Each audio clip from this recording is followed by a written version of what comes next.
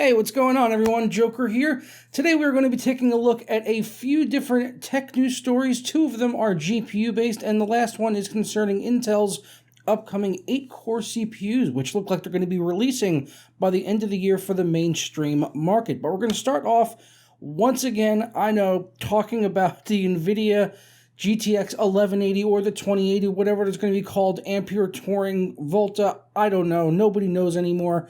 It's gone from being, it's coming out next week at this event, to, it's coming out in summer, to it's coming out next year, to coming all the way back full circle to now coming back in summer of this year. So, yeah, there's been some updates on that, so I just want to provide those to you guys here today.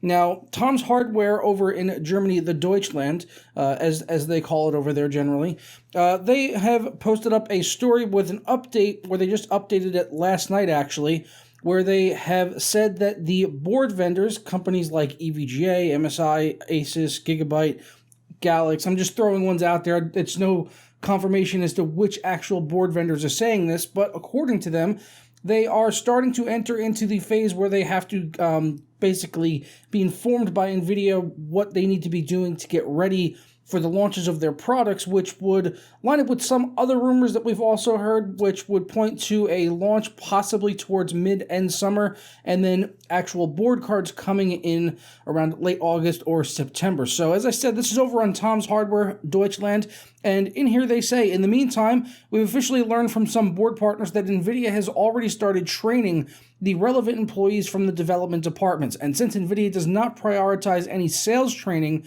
courses for sales, the time calculation based on the tables listed below is likely to take on a much more concise form. If you follow the 3-month rule, the first board partner card should appear on the market in late August or early September. However, some of the partners are now expecting a shift of at least 2 weeks, so that September seems more plausible.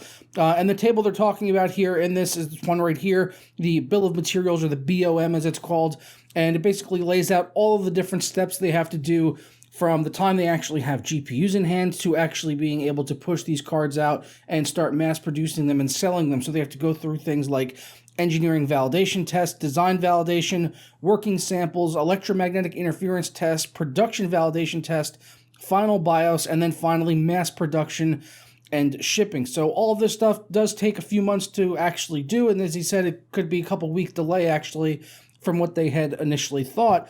So why are we bouncing back now to it coming out in July? After the last video we did, Jensen himself actually said it wasn't going to be coming out until next year. Well, some people that were there and actually heard Jensen make that comment at Computex saying that the cards weren't going to be out for a long time, said that he sort of had a sarcastic tone because a lot of people were pestering him and asking him the same thing over and over again, and he may have just did it to kind of quiet them and shut them up so that they would stop asking him. One person in particular, Anthony Greffa over at Tweaktown, the website with more ads than it has articles, says that the GTX 1180 will be launching on July 30th from some rumblings that he had heard from different board vendors while walking around on the floor at Computex. But that's one person, but now it has kind of trickled down and more people are starting to talk about this potential July 30th launch date. But as always, all of this right here should just be treated as a rumor and taken with a grain of salt. But, hopefully it is July 30th because I think everyone's been waiting long enough, and I'm kind of tired about pushing back these potential release dates and stuff like that. I just want to get some good solid information here and keep you guys apprised as new things start to come around. One GPU that we do know is going to come out at a certain point in time, very, very in the far distant future, by the way, in the year 2020. We had originally had some rumors about this. We knew Intel's working on a discrete GPU ever since they acquired Raja Koduri late last year from AMD. After he left there, he had a sabbatical, and then he left, and then he joined over with Intel, and he's working with them on designing a discrete GPU. According to the Intel News Twitter page, they tweeted out that Intel's first discrete GPU is coming in the year 2020. That's Raja Koduri pictured right there. And just earlier today, actually just a few hours ago, he posted up a picture with the GPU development team over in Bangalore. So that's the full team that is working on the new Intel discrete GPU, which is expected to be for gaming as well as hardware acceleration and possibly some artificial intelligence and things along those lines. So definitely going to be interesting to see a Intel discrete GPU kind of enter the market. And I would be curious to see your guys' thoughts down in the comments below on this. You know, when Intel finally does come out with a graphics card, are you going to buy it? I personally would love to try one out and see what they can kind of do and kind of mix things up here in the market. It only really helps us as consumers and gamers to have more companies in the market competing with each other, because it will then push each other further and further. And AMD hasn't really been doing that with NVIDIA as of late over the past few years, so we definitely need a third horse in this race. And we also have one more bit of Intel news concerning their upcoming 8-core CPUs, which we knew were being worked on, but now it looks like they will be coming out in the fall of 2018, and these are going to be for the mainstream, so they won't be reserved just for the high-end desktop space anymore. And you can't help but feel that this is definitely a direct response to AMD Ryzen and the success that they've had since last year, and then the 2000 series this year and everything. So the core wars are still in full effect on both fronts, whether it's on the mainstream or the high-end desktop space and also the server space.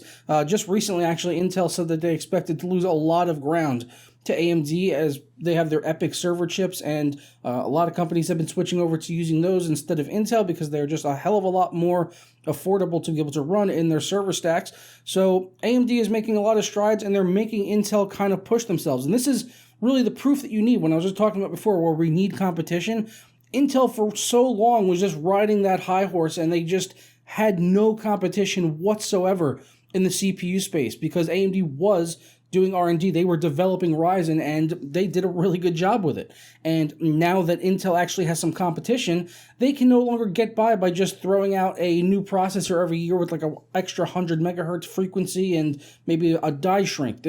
They aren't able to get by on just that anymore. They now need to be pushing the envelope and putting more cores into their CPUs to compete with AMD, who are doing the same thing. And even though Intel is running faster when it comes to potential core clocks and overclocking potential and all of that, still, for people that need the extra cores, that want them for like streaming, video editing, Photoshop work, whatever, yeah, people would go. Why wouldn't you go for an 8-core Ryzen CPU if you are prioritizing that over gaming, or if you need it just for that? And also if you wanted to do both, like I said, streamers.